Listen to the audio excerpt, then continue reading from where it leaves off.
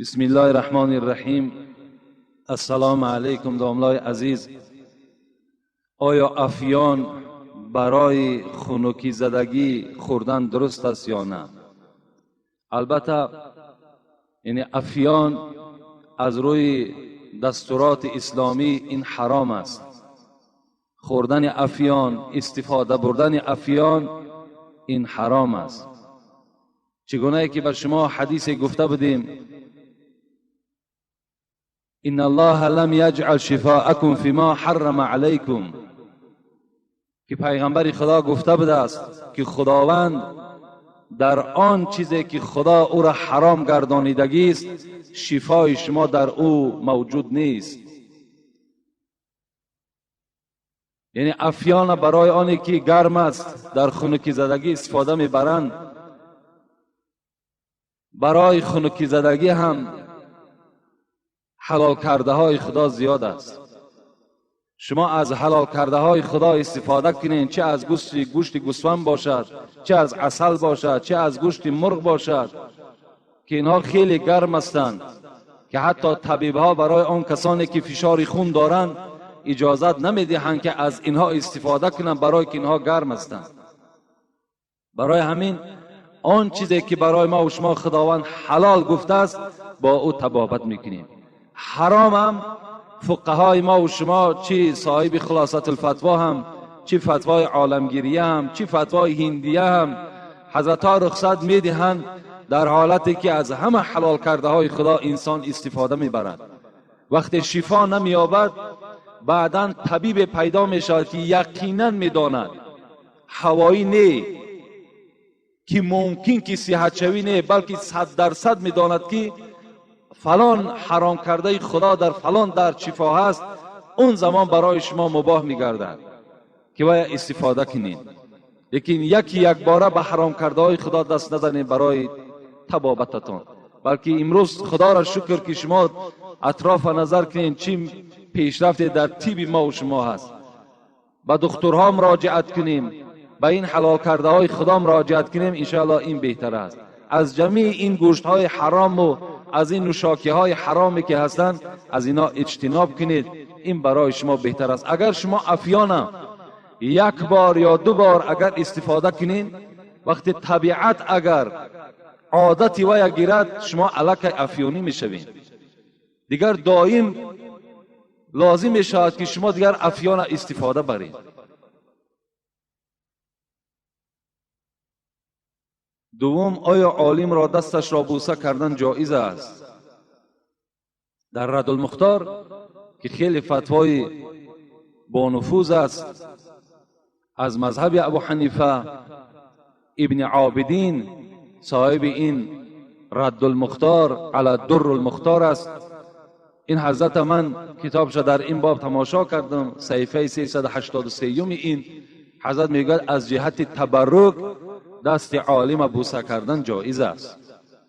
دست عالم باشد میگد، لیکن با عمل باشد، حقیقت گو باشد. دست عالمی که نامش عالم باشد لیکن خیانتی در اسلام میکند، دست وی بوسه کردن جایز نیست. حتی وی زیارتش درست نیست. بوسه کردن یک طرف.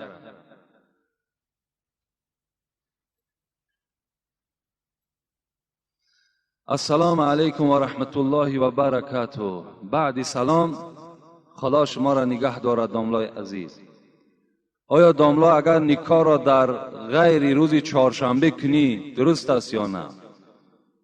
یعنی نکاح چگونه که ما و شما امروزها نکاح میکنیم، فرزندای خدا در روز چهارشنبه نکاح میکنیم، لیکن این امر نیست. در اسلام از خداوند و پیغمبر چنین امر نه آمده است که شما فرزندان خدا یا خودتان در روز چهارشنبه نکاح کنین. این گونه امر در کتاب نه آمده است. اگر چند بعضی روایت ها هست که فاطمه را در روز چهارشنبه نکاح کردند و دیگر، لیکن اینها دلیل نمیشوند که در روز چهارشنبه باید که نکاح صورت گیرد. بلکه من چی گفتنی هستم؟ من به خدا قسم، از خدا چیزی پیش نیست، قسمی به خدا این کفارت دارد من میخواهم که روز چهارشنبه نکاح نباشد، بلکه همان روزی که شما معرکه دارین، همان روز معرکه، در روز معرکه نکاح شما صورت گیرد. زیرا که در روز نکاح هر کدام شما در خانه نکاح گذرانیدین، یک معرکه دیگر مثل توی است. در یک خانه اگر 20 نفر 30 نفر جوانها جمع شوند، در یک خانه دیگر تا 30 دختر دیگر 40 دختر دیگر جمع می شود. حساب کنید 70 تا 80 نفر آدم در یک معرکه شب نکاح حضور دارند. چند قدر خراجات است. باید که ما و شما امروز مبارزه به ضد همین اسراف هایی که معنی ندارند و اسلام به این رخصت نداده است، باید که مبارزه بریم. من میدانم که پدرها میخواهند، برادرها میخواهند، لیکن شاید که مادرها و دخترها نخواهند، یا شاید عکس این باشد. باید یک جایه شوند و باید مبارزه با این خراجات های بی‌معنی کنند.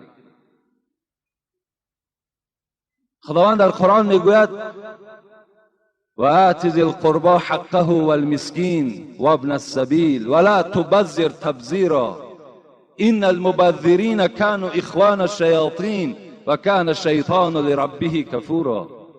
این سوره اسراء است. خداوند در این آیت میگوید که شما ای بندگان خدا اسراف نکنید، زیرا که خداوند اسراف دوست نمی‌دارد و کسی که اسرافکار است و برادر شیطان است و شیطان در نزد خدا کافر است. اینا در ما و شما باید که دیگر کار کنیم که شرط نیست که مردم میگد، همسایه میگد، از ملامت اینها دیگر ترسیدن در کار نیست. شب نکاح چند قدر خراجات زیاد. پیش از نکاح فاتحه هست. امروزها حتی که مثل که در زنها 10 خیل 12 خیل خوراک میپزند، امروز در مردها علاقه توسعه رسیده است.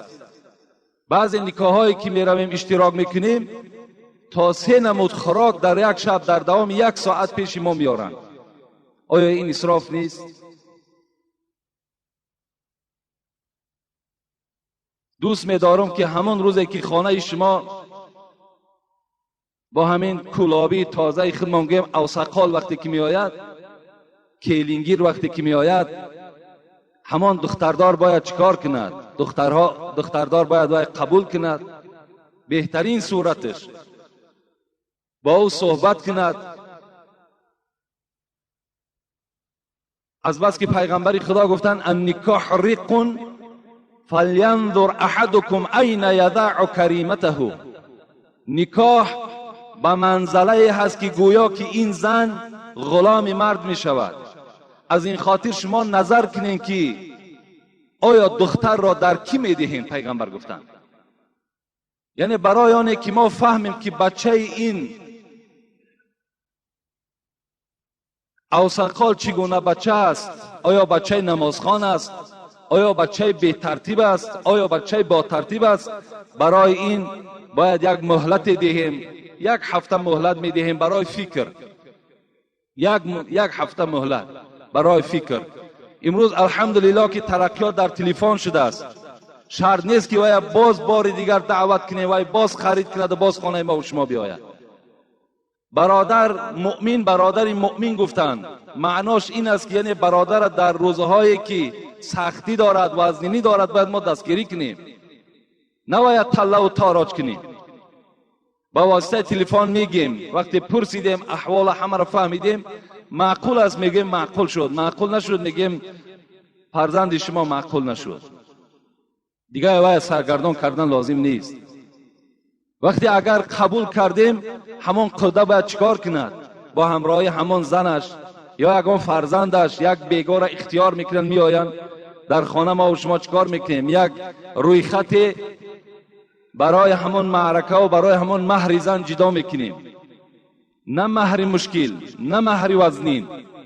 حتی یک جوان میگوید که وقتی ما خانه یک دختر را بسیار مادرم دوست میداشت، اختیار کردیم تا که از اون خانه اون دختر را کیلین گیریم. وقتی خانه دختردار رفتیم گفت که همون $200 توی همون حافظها میشید است، همون پول حافظها رو بتین. این خیال در گردن اونها بار کردن در کار نیست.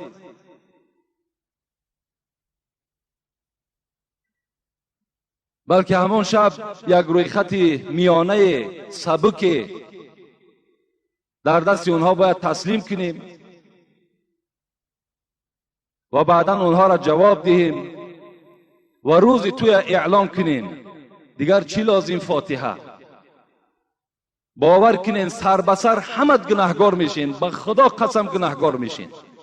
اینا بدعت هستند در اسلام ما و شما. اینا کدام دشمن در بین اسلام ما و شما در آمد، فاتحه برآورد، روز نکاح جدا کرد، 40-50 کرته برای یک دختر میدوزین و دیگر یگان اندازه اون دختر تغییر نمی‌یابد.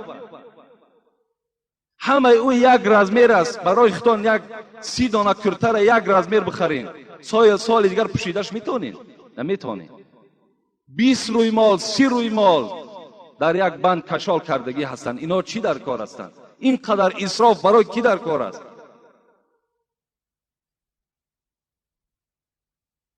همونا را نمیشود که با همون لباس همون را پاره نکرده دادنی هستید. اولش اینقدر مشکل نیارین، وقتی اگر دادینم شرط است همه اون را کرته کنند. خوب میشود که از اینقدر کرته زیاد، از اینقدر روی مالی زیاد در دست دختر یک قرآن بده. خانه همون شوهر در که آمد قرآن بخواند، در حق شوهر و خسر و خشتامنش ببخشد، در اون خانه نماز خواند، در اون خانه یک آداب اسلامی در رعایت کند. کرته بسیاری را چیکارش میکنی؟ وقتی او آداب نداشته باشد و وقتی که تمیز ندارد.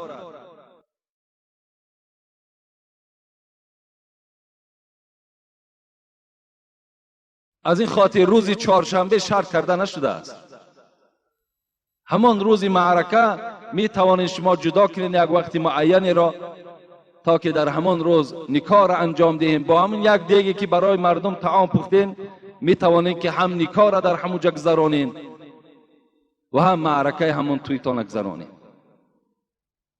در نکاح ها من الحال نکاح ها نمیرم. بسیاری بچه ها شاید بدانند، میان بر من خبر میدن نکاح، من میگم نمیرم نکاح. برای چی؟ باور کن با همین نزدیکی در یک نکاح رفتم اشتراک کردم، این نزدیکم قدر نگذشته است. من دائم نکاحم روپرو است، یعنی شوهر در پیش عروس برده میگذارم و در بین موعظه میکنم، حق شوهر و حق زن خبر میتونم و بعد اون نکاح میکنم. این بهترین صورت نکاح انا همین است. وقتی نزد اونها رفتیم باور کن قریب 30 نفر دختر در اطراف یک دختر جمع شدگی هستند.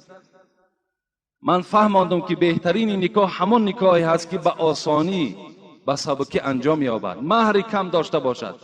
خواهر عزیز در حال همون نفس خطه به همین جوان ببخش، ان شاء الله بختی تو سفید می شود.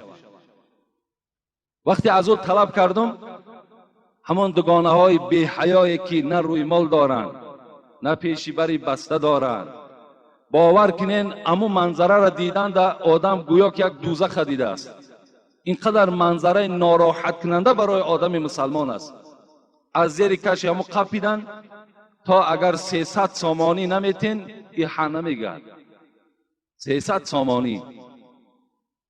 این دوگانه ها من نمیدانم که مادری او هستند، پدری او هستند، تربیت کننده او هستند که اینقدر سوم طلب میکنن.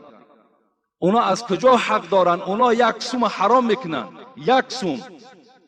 اونا چه حق دارن که در بدل بخشیدن همون دختر 50 سامان یا 100 سامان یا 300 سامان طلب میکنن؟ چرا اونا طلب میکنن؟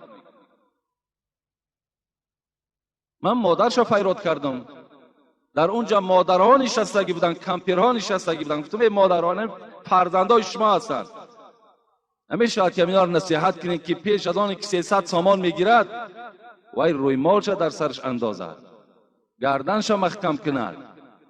برعکس در اینجا آمده شوی دراز مثال خنده و مگنیتوفون بلند نماند. آخه